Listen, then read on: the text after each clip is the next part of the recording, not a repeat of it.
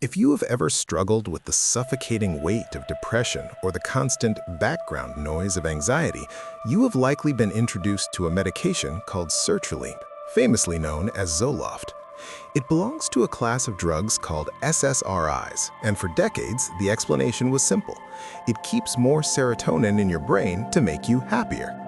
But in 2026, we've realized that the chemical imbalance theory was only a tiny part of the story. Sertraline isn't just a happy pill, it is a biological architect that slowly changes how your brain handles stress and threats. Today, we're going to look at why it takes weeks to start working, the hidden emotional floor it creates, and the one side effect that most people are too embarrassed to talk to their doctor about. To understand sertraline, you have to look at the synaptic gap, the tiny space between your brain cells where messages are sent. Serotonin is the messenger that tells your brain things are okay.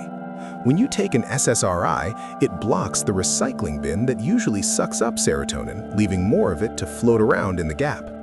But here's the 2026 secret. The extra serotonin isn't what makes you feel better.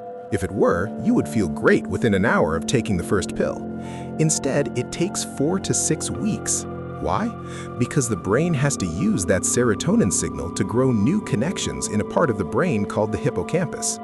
You aren't just changing your chemistry, you are literally renovating your brain's architecture to be more resilient to stress.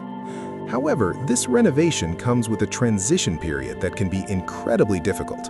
In the first 2 weeks of taking sertraline, many people actually feel more anxious, jittery, or even nauseous. This is because your brain has a feedback loop. When it senses the extra serotonin, it initially panics and shuts down its own natural production. It's like a thermostat trying to adjust to a new heater. In 2026, we tell patients, don't judge the drug by the first 14 days. You are in the middle of a construction zone, and it has to get messy before the new structure is built. One of the most discussed effects of long-term sertraline use is what we call emotional blunting. While the drug is excellent at raising your emotional floor, meaning it stops you from falling into the deepest, darkest pits of despair, it can also lower your emotional ceiling. You might find that you don't feel the crushing lows, but you also don't feel the soaring highs. Life can start to feel a bit gray or muted. You're no longer crying in your car, but you're also not belly laughing at a movie. This is a sign that the dimmer switch on your emotional center might be turned a bit too low. Then there's the side effect that affects up to 60% of users: sexual dysfunction. Because serotonin and dopamine, the chemical of pleasure, work on a seesaw, raising serotonin often pushes dopamine down. This can lead to a total loss of libido or the inability to reach climax. In 2026, we've moved past the shame of this topic. It is a biological reality. Often, the solution isn't to just live with it, but to adjust the timing of the dose or talk to a doctor about a Wellbutrin loading to bring the dopamine seesaw back into balance. Another 2026 discovery is the gut-brain connection. Did you know that 95% of your body's serotonin is actually in your gut? This is why the most common physical side effects of sertraline are stomach-related. When you change the serotonin levels in your brain, you are also changing the signals in your digestive tract. This is why many people experience weight changes or a nervous stomach when they start or stop the medication. So, what is the 2026 sertraline protocol? First, patience. You have to allow the brain to finish its renovation before you decide if the drug works. Second, the morning versus night test.